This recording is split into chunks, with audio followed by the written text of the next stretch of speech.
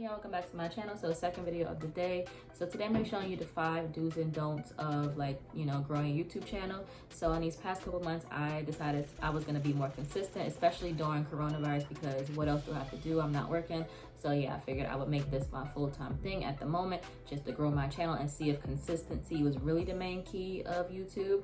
And it definitely showed me that it is. So in the past couple months, I gained about approximately 451 new subscribers. I'll say it again, 451 new subscribers just by literally being consistent, not by buying an expensive camera, not buying expensive backdrops, different things like that. Anything that I get from my channel is usually on sale, or it's a cheaper product basically, until I start making money from YouTube. I said to myself, once I started making money from YouTube, then I would use that money to put back into my channel, basically buying a camera, an expensive camera, etc., etc. I know the camera that I want already. So I'm gonna tell you the 5 do's and don'ts, in my opinion, that work for me to grow my channel thus far to this point that I am now. I'm very close to being at my goal that I need to be in order to be monetized, so aka to start making money off of YouTube. And I do get a bunch of different sponsors from hair companies and things like that. I don't get paid for those, but I do get free hair, and in turn I make money from that, you know, outside sources and stuff like that.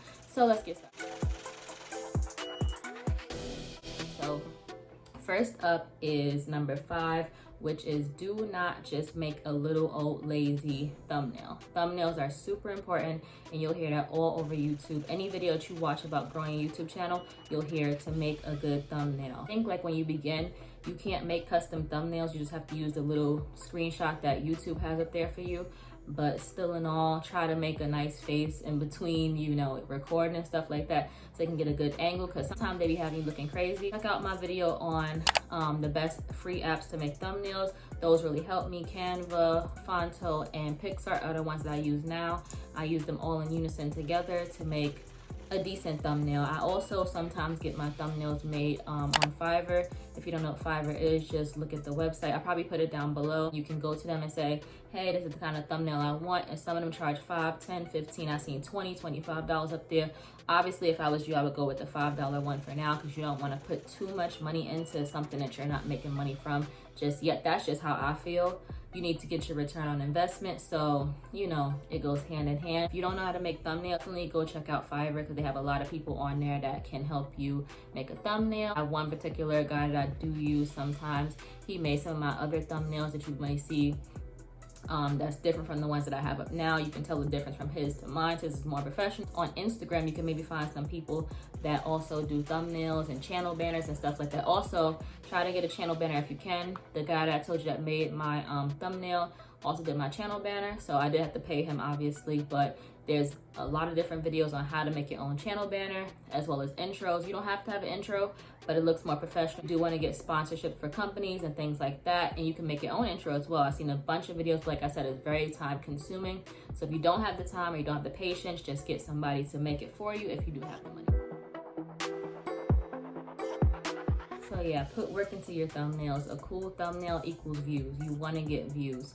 When you're first starting out, it's not really about the subscriber count. You want to get your watch hours up. So when you get those clicks and people start to really like watch your videos and like your videos, it gives you the watch time that you need, which is 4,000. That's a lot of watch time. I'm actually struggling myself to get those 4,000 watch hours as it is. The more videos you make, the more watch hours you get. The longer the videos you make, the more watch hours you get. Don't worry about so much like, you know, sub for sub. Don't even do that at all, because that's just not in the YouTube guidelines. But just make sure that you get those watch hours up. Be as consistent as possible. Don't put out trash. Videos that can help people. Make a cool thumbnail, as cool as you possibly can.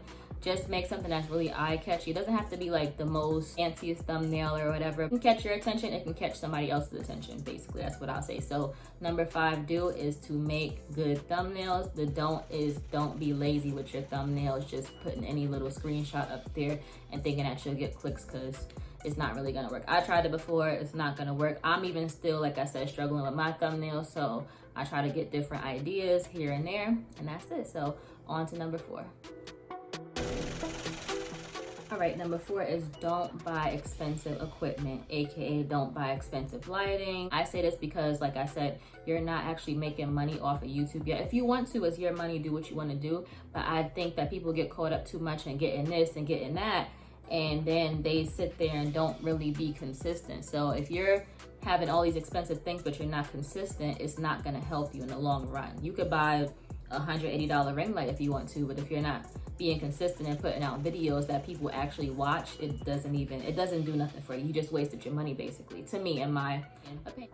So right now what I have for lighting is my ring light, and I had this for about maybe 6 months now, and I bought it on Amazon for only $30. I looked for the cheapest one I could find. I'm sure they have cheaper ones, but for the length that I wanted a 10-inch ring light and that it could change colors. I use it on one color as it is now. I have a $30 ring light right now. It's still going strong, but I noticed that it's starting to dim a little bit. So once I do get monetized and start making money, I will get a bigger ring light at that, and more of a quality ring light, if you want to call it. But this ring light has no problems at all right now, except for like the dimming to it. But I would still recommend it. I had it for, like I said, about 6 months. I have a video on, if you want to go check it out. I'll leave it up there, and I'll also put it in the description box. So as a phone holder, that's what's holding my phone right now that I'm recording on, and just the ring light around it, and it adjusts to like all different heights. Also buy a small one that you can put on the table. And also for lighting, I am using my vanity right now, and I also bought this little, I don't want to shine any eyes, but small little light right here. This doesn't do much. If I had like a different setup, it would do a lot better. Room light if you want to as well, but like I said, don't buy expensive lighting equipment because it's just not worth it right now, especially if you like have 100 subscribers or maybe 300 or so, or even 50. I would say don't do that at the moment until you get more traction and get your watch hours up. You do get monetized. So coming up is number 4, do. So number 4, what I would suggest as an alternative to buying a ring light or any expensive lighting equipment, I would suggest you use your window lighting, your lamp. Just say you have a lamp in your room and it's not bright enough, you can buy a brighter bulb, like a 100-watt bulb, and they have different lightings like daylight, soft light, and you can make it look really good. I've seen videos where people made their own ring light, which is very creative. If you have time for that, people like use LED lights. So it's a whole bunch of different things you can do instead of buying a $100 plus ring light, which I don't think is necessary, like I said, for somebody that has 50 subscribers, 100 subscribers, and so on. Be creative and find a different way to do it. Try to like not spend money if you don't have to, basically. So natural lighting is really good. But yeah, like I said, I have a $30 ring light. If you do want to buy something like that, you can, because it's so convenient for your phone and everything like that.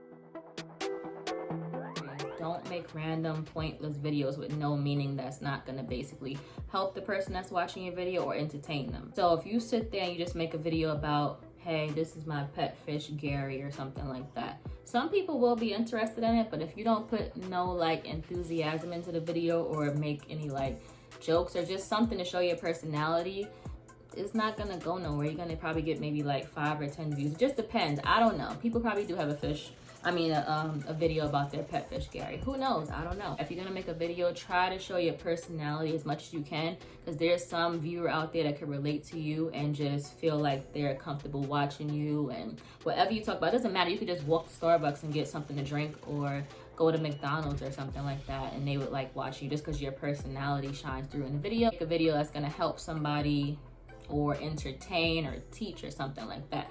And that goes on to number 3, do. Make videos that can teach somebody something, a new skill, entertain. If you have a talent that you have and that you can show that's teachable, make a video about that. You can play the violin, you can do bike tricks, whatever. I don't know, you can do hair like I can. Anything that you know that'll help somebody, make a video about it. You never know who's looking for that exact video. Like, it's a bunch of times I go on YouTube and look for certain things video wise and it's not there, and I'm like, wow, somebody didn't make a video on this. I wish they did, because I'm looking to learn this new skill or just be entertained by this, pretty much. So you never ever know like what somebody is typing in YouTube. Basically, I made a video on like how to stop odor in your hair or your scalp or whatever, and that got like literally 11,000 views, or even more to this day, maybe 12,000. I was shocked. I didn't even think that people would even be looking for that type of thing. I had an issue that needs to be solved, so I decided to go on my own and figure out what I need to do. So I said, okay, maybe some other people will have this problem too, and they did. So I made a video, and look, it got views. So you just never know. Don't be discouraged by the ideas that you may have. Research what popular ideas you can make videos on. That's a good thing to do. Look up trending videos. If you're comfortable making them, make them. I'm not like comfortable making all the trending videos. You may not be either, But as a new YouTuber, I think it's good to get your channel out there and, like, you know, just do, like, if you could do TikTok trends, do TikTok trends. Some of them are easy to do. A video that has meaning and has a point to it, basically. Don't just make any old video just to post, basically, because you're not gonna get views or the views that you may want to. Number 2 is a big one. Like, this could have been number 1 for me, but this is a big one I see a lot of YouTubers making, especially small YouTubers. It's not a mistake in everybody's opinion, but in my opinion, it's a huge mistake for you to have basically 10, 15 subscribers and you go out and you buy $1,000 camera. Basically, in my thought, I would think, how am I going to get the return on my $1,000 if I'm not monetized? I feel like me, and personally, once I get monetized, I'm gonna use that money to buy a camera for my channel. I'm gonna put the money back into my channel. I would feel more like comfortable doing that instead of going out buying $1,000 camera, not knowing if my channel is gonna pop or not. Once my channel pop, then that's when I'm gonna be there buying this, buying that, with the money that I've earned from the views that I've got from my video that I put work into. Don't buy an expensive camera. Basically, that's what I'm trying to say. If you can find a camera that's not too expensive with good quality, because some you can find cameras on Amazon for like $80, but they have like $19.95 quality, so don't waste your money on that. I would say which is coming up is the number 2 is use your phone. It works just as fine. Right now I have an iPhone XS. When I started, I probably had an iPhone, I don't even know, 5 or something crazy like that, or even 4 or 4S, who knows. I started a long time ago. But yeah, right now I have an iPhone XS, and I film my videos, I believe, in not 4K, I think it's 1080p, 60 frames per second. I use my front camera. I can use the back camera, but I just like to see myself when I'm talking, just to make sure everything's in frame and everything's good. So yeah, you can use your iPhone to record on. Only thing I would say about that is that the memory gets full really quickly. The phone itself that I have here, $1,000 phone. So I might as well use the camera right now to record instead of spending an extra $1,000 on a camera. Do you see my point and logic right there? So basically, once you start making money from YouTube, that's when you should start spending money on YouTube. That's just my thought process. I already picked out the camera that I do want. The camera, I believe, is around, it's not too pricey, it's $500. A lot of the big YouTubers do use this, not a Canon G7X, because I don't want that camera. I did want a camera with a flip-up screen or a side screen that I could see myself, so I'm definitely gonna get that once I get monetized, which will be soon, as long as I keep grinding and keep pushing out videos. So do not buy an expensive camera. I cannot stress that enough. You're gonna be wasting your money. Yeah, you'll have it for the future, but God forbid, or what if your channel doesn't pop? What if you get tired of doing YouTube? Because that happens. Like, some days I don't even feel like recording videos. I go, what's the point? I'm not even getting paid for it. It's not all about the money, but sometimes you lose motivation. So number 2 is use your phone. Your phone works fine as long as you do have one.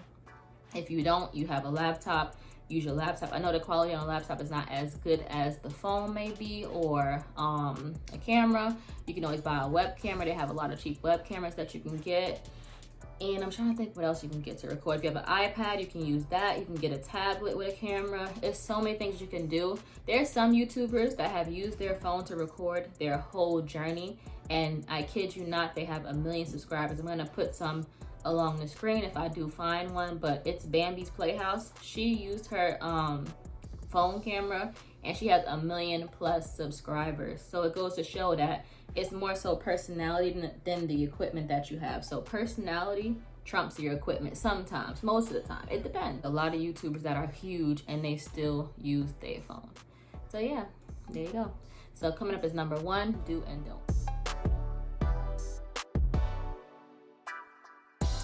Number 1 is do not just post every blue moon. People will forget about you. It's just like your favorite rapper or singer. Just like when Rihanna, she doesn't make an album for a long time.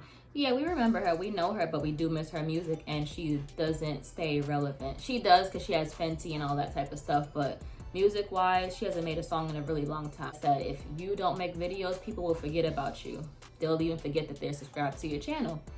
For all you know, they might unsubscribe. So you have to stay consistent if this is really what you want to do, and that's the key. So basically, I would say make a schedule as to how many videos you want to make a week, how many videos you're capable of making a week.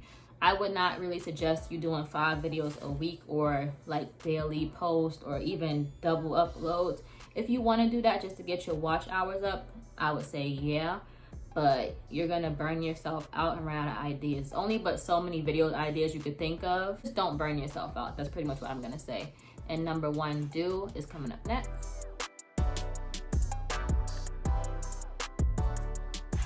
And last but not least is do be consistent. The more videos you make, the faster you're gonna get to your 4,000 watch hours, and that's what you want to happen. If you get your 4,000 watch hours before the 1,000 subscribers, the subscribers will come easy because people like watching your videos. Obviously, if you can get up to 4,000 watch hours as a new YouTuber, which is very, very hard. I don't know why they introduced that. It's a challenge that you got to overcome basically, and you can do it as long as you stay consistent, have your mind really set on this. This is basically a job, a full-time job. But if you really want to do YouTube and make it in YouTube, it has to be something that you always do. It could be a fun hobby as well, but you have to make your list of videos that you have. Like right now, I have a list of videos that I'm gonna do in the future. This was on my list. I planned this video a while back. I just needed to have the, you know, motivation to sit down and do it basically, because I don't like to do sit down videos where I gotta talk so much that I don't like to talk a lot. There's a lot of talking for me right now. I need something to drink. The more videos that you make and the consistency, because YouTube likes consistency.